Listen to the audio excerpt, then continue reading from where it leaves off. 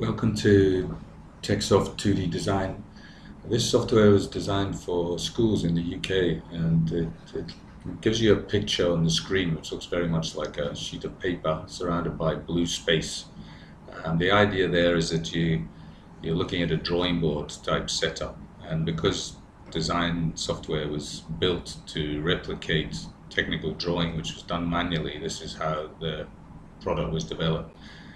On the left-hand side of the screen, you have a drop-down menu, icon-based drop-down menu, which has various tools. And then on the right-hand screen, you have a similar drop-down menu, which has other tools. I'll come back and talk about these in a minute. You also have a ribbon bar across the top, which gives you various features that you can use. We're not going to use the absolute and layer tools, but we might use the line color and fill color tools. You also have this bar here on the top of the page which has select a tool. What that's doing is giving you feedback, predicting what you need to do, I suppose, so that you can then move forward and do what it is you require. When you change to different tools on the menu, the dialogue here changes, so it helps you. And if you're getting lost at any point, it's actually worth checking what it says here. Sometimes you've jumped ahead of yourself or you're missing something. The top of the screen, as it's a Windows-based software, has very similar setup to most Windows applications. You've got the File menu, you've got the Edit menu, you've got the Draw menu. Now the Draw menu basically has the same things that are in the menu bars down the left and right side, but it's just in words. So you've got draw lines, circles, arcs, shapes, single line paths, double line paths, etc., etc., all the way down to 3D effects.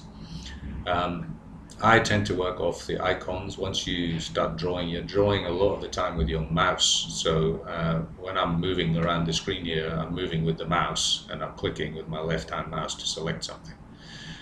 It's the same when you start drawing. Continuing along the top menu here, we have the view. You can view pictures in a different way. You can lock things and do various scaling, things that are required at different times. We have setup, which I'm going to come back to very soon, because this is an important part of any design, is how we set it up. Then you've got window, which is common to most software, where you can view different windows and change the way the window looks. And then, of course, you've got your help menu with the usual help.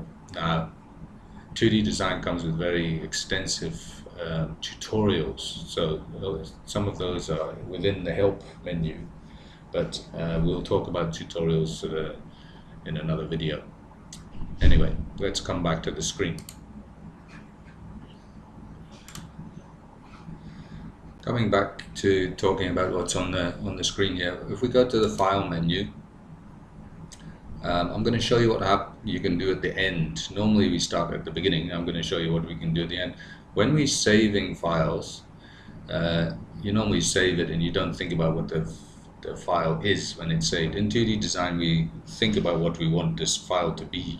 It saves as a normal .ddt file when you save a drawing file, but we can also save it in a whole bunch of different types of formats. So you can save it to manufacture printed circuit boards.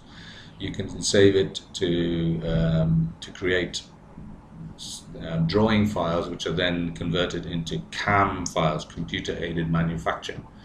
And that enables you to print directly from a 2D design file to let's just cancel this.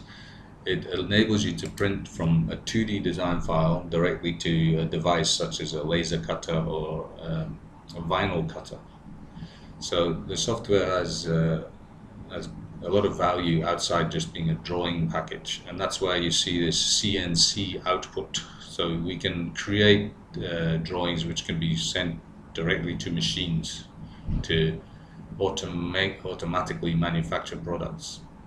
Now, you don't tend to have a lot of these machines in schools, but if you learn how to use the software in a school environment, it enables a draftsman or draftswoman to go into business and actually understand how to draw things which are then made automatically in a factory.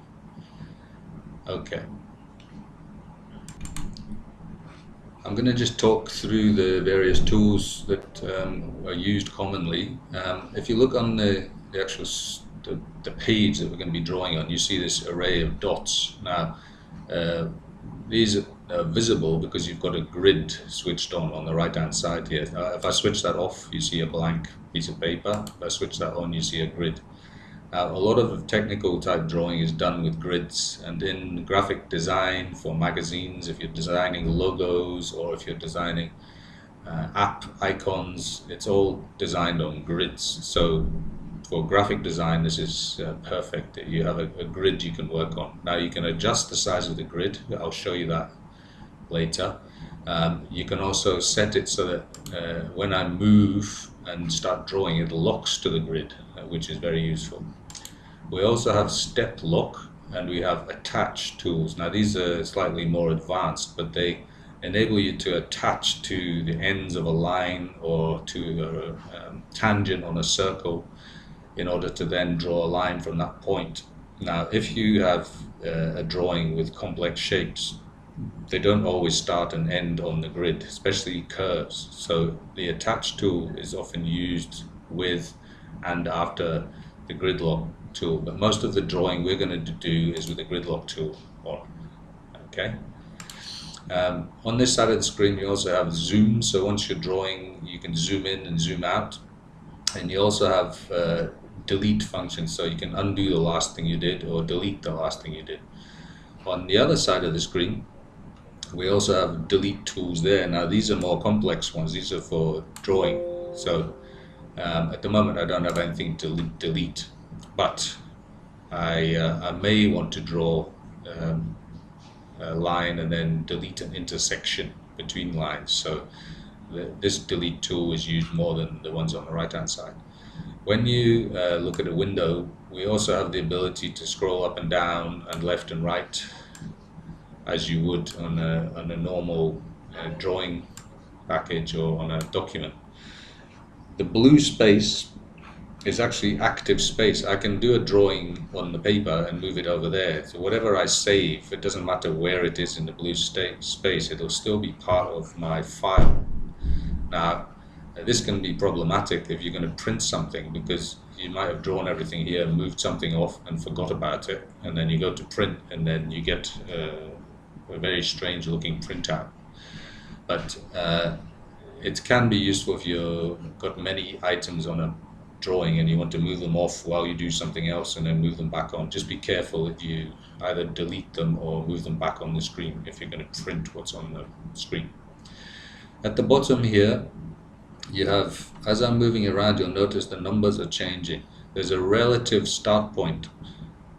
So if I move down to there, you can see that there's a 0 point somewhere down about here. Now because I haven't got the snap grid on, it's not snapping to it, but you can see the numbers getting smaller and smaller and smaller. That's effectively showing you that the page is like a piece of graph paper. You can draw in this kind of XY way across the screen. And you also see the angles. So when you draw lines and you draw two lines on the screen, you can actually see the angle you've created. But there are other tools which we use. You don't always have to work off this. These are helpful when you do more advanced drawings later on.